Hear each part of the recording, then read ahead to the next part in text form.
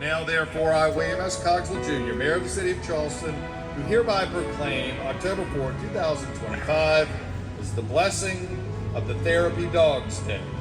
The City of Charleston Be blessed with health, energy, and peace. May the comfort and joy you bring be a source of healing for those who are weary and anxious.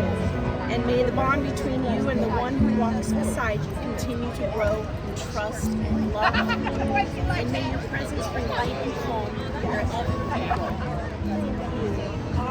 Keep up the And my joy is magnified by the joy of the Spirit. Thank you for the work that you do. Serving.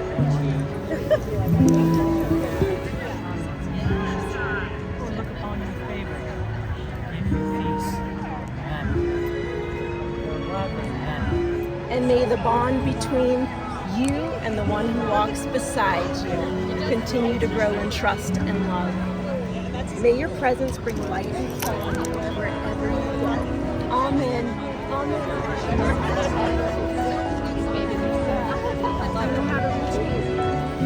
My girl.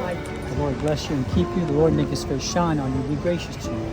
The Lord look upon you with favor and give you peace. Amen.